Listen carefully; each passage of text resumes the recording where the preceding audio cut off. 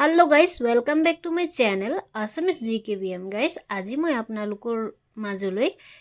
এটা সুখবৰ লৈ আহিছো যেটো হৈছে বেংগলোৰত থকা সকলৰ বাবে এটা সুখবৰ যেহেতু বেংগলোৰত ইমান ধুনিয়া এখন হস্পিটেল আছে যিখন হস্পিটেলত নেকি ফ্ৰী ট্ৰিটমেন্ট কৰা হয় যিসকল শিশু আছে সেই শিশু সকলৰ বাবে সকলো ধৰণৰ বেমাৰ ট্ৰিটমেন্ট কৰা হয় ইয়াতে মই যেহেতু আমাৰ ওচৰৰে মানুহ এগৰাকী গৈছিল তাইৰ লগতে গলো সো চাই আহিলো খুব বেছি ধুনিয়া ফ্ৰী ট্ৰিটমেন্ট কৰা হয় হস্পিটেলখনৰ নাম হ'ল Indira Gandhi institute of child health so সেইখন হস্পিটেল খুব ধুনিয়াকে চাই হস্পিটেলত আৰু খুব ভাল ৰেসপন্সিবিলিটি আৰু খুব ধুনিয়া ক্লিন ইমান ধুনিয়া গাৰ্ডেনখন আছে দেখিছেনে এয়া গাৰ্ডেনখন হয় তাজে এয়া চাৰিওফালে হস্পিটেলটোৰ চাৰিও সাইডে মই এনেকৈ অকমান ভিডিও হাসি ৰাখিলো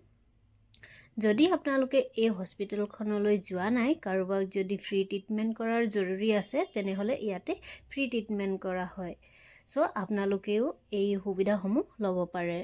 দেখিছেনে খুব বেছি ধুনিয়া ঠাইডোখৰ সো ইয়াতে সকলো ধৰণৰ বেমাৰ ট্ৰিটমেন্ট কৰা হয় দেখিব পাইছে আপোনালোকে এটো হৈছে Indira Gandhi institute of child health so যি সকল শিশু আছে তেওঁলোকৰ বাবে খুব ধুনিয়া ট্ৰিটমেন্ট কৰা হয় ইয়াতে আপোনালোকে যদি যাব বিচাৰে তেন্তে ইয়াতে যাব পাৰে দেখিছেনে 108 আছে সকলো ধৰণৰ ইয়াতে গাড়ীৰ সুবিধাসমূহ আছে সো খুব বেছি ভাল লাগিল গয়ো খুব বেছি ভাল ট্ৰিটমেন্ট দিয়ে ইয়াতে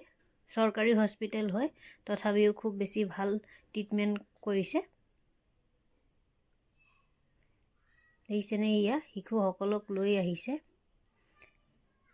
আৰু মই যেহেতু আপোনালোকৰ মাজলৈ মিনি ব্লগটো শেয়াৰ কৰিছো যেহেতু আপোনালোকে